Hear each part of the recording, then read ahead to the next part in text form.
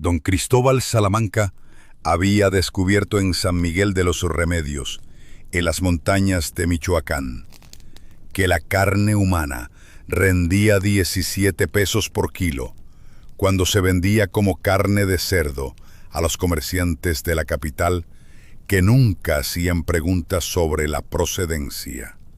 Dime en los comentarios tu ciudad y qué hora marca en tu reloj ahora mismo. ¿Cuántos mendigos necesitaban desaparecer antes de que alguien se diera cuenta de que don Salamanca nunca compraba ganado? La primera sospecha llegó cuando María Esperanza Rodríguez mordió un pedazo de carne que aún tenía 3 pelos ensortijados pegados al tejido. Eran pelos oscuros, crespos, muy diferentes del pelaje liso de cualquier animal que ella conociera. La textura también era extraña, demasiado suave, demasiado dulce, demasiado familiar. Don Cristóbal tenía 62 años y las manos siempre limpias. Esto llamaba la atención porque todo carnicero honesto tenía las uñas sucias de sangre animal. Pero don Cristóbal se lavaba las manos 17 veces al día con jabón de glicerina que compraba a montones en la botica de don Ramiro. Demasiado cuidado para un hombre que supuestamente pasaba los días descuartizando cerdos y toros. Su esposa Marta sonreía sin mostrar los dientes cuando atendía a los clientes. 3 hijos ayudaban en el negocio. Evaristo cuidaba la adquisición de materia prima, como él mismo la llamaba. Prudencio transportaba los productos a pueblos distantes. Soledad, la única mujer, mantenía los registros y hacía las cuentas. Familia unida, negocio próspero, precios imposibles. Personalmente la fuente de esa carne extraordinaria. Llegaron a San Miguel de los Remedios una tarde de marzo sin avisar. Querían ver los pastos, conocer el ganado, inspeccionar las instalaciones. Don Cristóbal los recibió con nerviosismo visible en sus manos temblorosas. Las instalaciones eran más pequeñas de lo esperado. No había corrales visibles. No había establos. No había campos de pastoreo. Cuando preguntaron dónde guardaba el ganado, don Cristóbal señaló hacia las montañas y murmuró algo sobre pastores de confianza que cuidaban los animales en tierras lejanas. Un comerciante llamado Aurelio Mendoza encontró en el suelo del matadero una etiqueta de madera con números grabados. La etiqueta tenía 17 muescas talladas a mano y una mancha de sangre seca que olía diferente a la sangre animal, más dulce, más espesa, más humana. Esa noche, Aurelio no pudo dormir. Caminó hasta la carnicería y se escondió detrás de los árboles para observar. A las 3 de la madrugada, vio llegar una carreta tirada por mulas. Evaristo bajó de la carreta junto con 2 hombres que Aurelio no reconoció. Arrastraron algo envuelto en lona desde la parte trasera de la carreta hasta la puerta de servicio de la carnicería. Dentro de la carnicería, las velas creaban sombras danzantes en las paredes. Aurelio se acercó a una ventana rota y pudo ver el interior. Don Cristóbal estaba de pie junto a una mesa de madera manchada de rojo. Sobre la mesa había un cuchillo largo de carnicero y una sierra para huesos. También había cuerdas, ganchos de hierro y varios frascos. Contenía dibujos detallados de cómo desarticular un cuerpo humano para maximizar el rendimiento de carne utilizable. Los dibujos mostraban cortes específicos, técnicas de desangrado y métodos para separar la carne de los huesos, sin desperdiciar nada.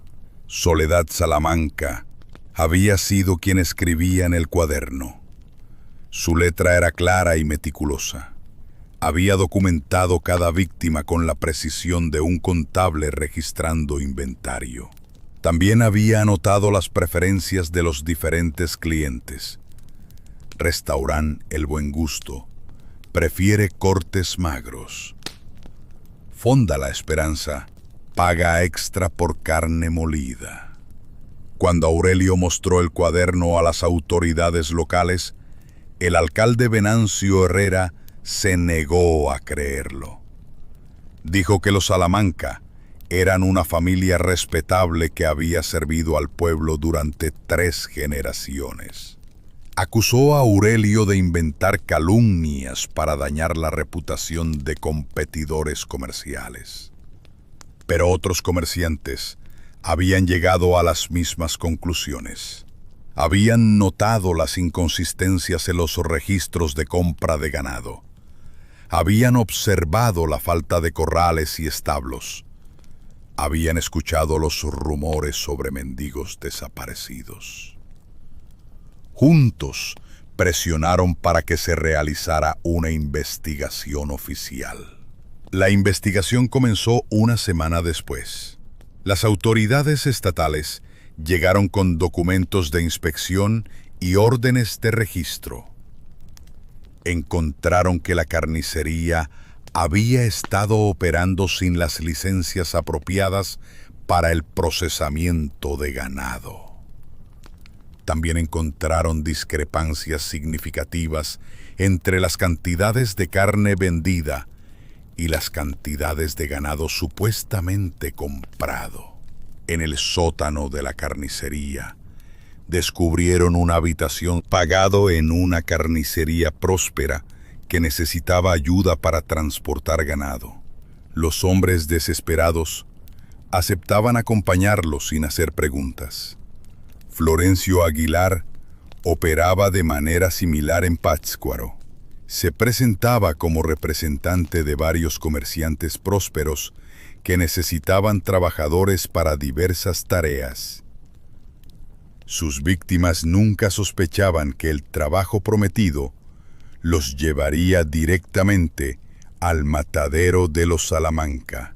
El sistema había funcionado durante meses, porque las víctimas elegidas eran hombres que nadie echaría de menos.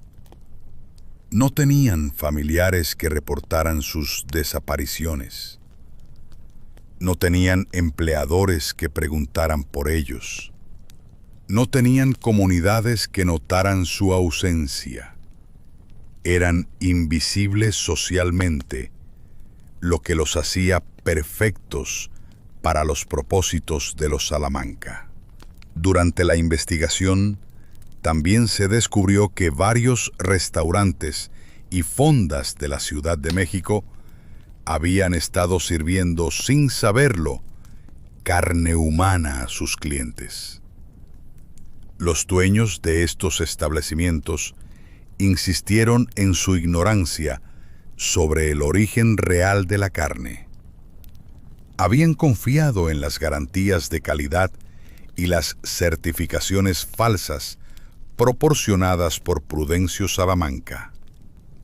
El escándalo se extendió rápidamente más allá de San Miguel de los Remedios. Los periódicos de la capital publicaron artículos sensacionalistas sobre la carnicería maldita y los caníbales de Michoacán. Las ventas de carne se desplomaron en toda la región, mientras los consumidores aterrorizados se negaban a comprar productos cárnicos de origen incierto. Muchos restaurantes se vieron obligados a cerrar temporalmente mientras enfrentaban residentes del pueblo habían sospechado que algo extraño ocurría en la carnicería. pero habían preferido no involucrarse. Otros habían notado la desaparición de mendigos que pedían limosna en las calles del pueblo, pero habían asumido que simplemente habían seguido su camino hacia otros lugares. La investigación reveló que los Salamanca habían estado operando su esquema durante aproximadamente 6 meses. En ese tiempo, habían procesado y vendido los cuerpos de al menos 17 hombres. El valor total de la carne humana vendida se estimó en más de 1,000 pesos, una suma considerable para la época. Los efectos psicológicos en la comunidad de San Miguel de los Remedios fueron duraderos. Muchos residentes reportaron pesadillas recurrentes, pérdida de apetito y dificultad para confiar en sus vecinos. Las relaciones sociales se deterioraron mientras las personas sospechaban unas de otras. El tejido social del pueblo tardó generaciones en sanarse completamente. La casa y la carnicería de los Salamanca permanecieron abandonadas durante décadas. Se convirtieron en una atracción mórbida para los curiosos de pueblos vecinos, pero los lugareños evitaban pasar cerca de los edificios. Decían que el olor agrio de vinagre, mezclado con sal gruesa, aún se percibía en las noches sin viento. Algunos objetos quedaron en la propiedad abandonada como evidencia silenciosa de los crímenes. Las etiquetas de madera con muescas talladas permanecieron esparcidas por el suelo del matadero. Los ganchos de hierro oxidado aún colgaban del techo de la habitación secreta. Los barriles vacíos conservaban manchas rojizas que nunca pudieron. Había echado raíces tan profundas que era imposible erradicarla. El pueblo nunca recuperó su industria cárnica local. El caso de los Salamanca también tuvo repercusiones legales importantes. Las autoridades implementaron regulaciones más estrictas para el registro y la inspección de carnicerías. Se requirieron licencias más detalladas, inspecciones más frecuentes y documentación más rigurosa sobre el origen del ganado. Los testimonios de los comerciantes de la Ciudad de México revelaron las debilidades del sistema de distribución de alimentos de la época. Era demasiado fácil introducir productos de origen dudoso en la cadena alimentaria sin detección. Las garantías de calidad dependían principalmente de la confianza personal en lugar de verificación objetiva. La historia de los Salamanca se convirtió en una leyenda local que se transmitió de generación en generación. Los padres la contaban a sus hijos como advertencia sobre los peligros de confiar ciegamente en los extraños. Los comerciantes la usaban para justificar precios más altos, argumentando que la calidad y la procedencia verificable costaban más. Décadas después, cuando los edificios de la carnicería finalmente fueron demolidos para construir nuevas viviendas, los trabajadores encontraron huesos humanos enterrados en el patio trasero. Los huesos mostraban marcas de cortes que correspondían con las técnicas de carnicería descritas en el cuaderno de Soledad. Fueron los restos de las víctimas que nunca pudieron ser completamente procesadas antes de que la familia huyera. En los archivos municipales de San Miguel de los Remedios se conserva una caja de objetos confiscados de la carnicería de los Salamanca. Entre ellos está una etiqueta del cuerpo humano promedio. No eran ganchos para ganado, testificó. Estaban diseñados para algo más pequeño, más ligero. El expediente judicial del caso nunca se cerró oficialmente porque los Salamanca nunca fueron capturados. Técnicamente siguen siendo fugitivos buscados por las autoridades, aunque cualquiera que hubiera estado vivo en 1893 ya habría muerto de vejez. Sus crímenes permanecen oficialmente sin castigo. Algunos historiadores han cuestionado la veracidad completa de la historia de los Salamanca. Argumentan que algunos detalles pueden haber sido exagerados o inventados por la prensa sensacionalista de la época, pero la evidencia física y los testimonios documentados proporcionan suficiente corroboración para confirmar los elementos esenciales de la historia. Gabino Saucedo, historiador de la Universidad de Michoacán, que estudió el caso décadas después, concluyó que, aunque algunos detalles específicos podrían haber sido dramatizados, el núcleo de la historia era indudablemente verdadero. Los huesos no mienten, escribió en su investigación, y los huesos encontrados cuentan una historia horrorosa, pero innegablemente real. La casa donde vivían los Salamanca fue convertida eventualmente en una escuela primaria. Los maestros reportaron que los niños a menudo se quejaban de olores extraños en ciertas aulas. Cuando se investigó, se encontró que las aulas con problemas de olor estaban ubicadas directamente sobre lo que había sido el sótano de la carnicería.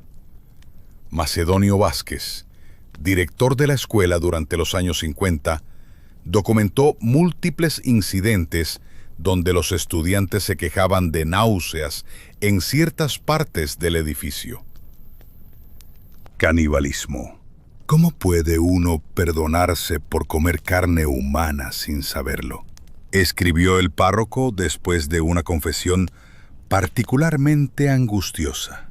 ¿Cómo puede una comunidad encontrar paz después de descubrir que ha estado viviendo junto al mal durante meses sin darse cuenta?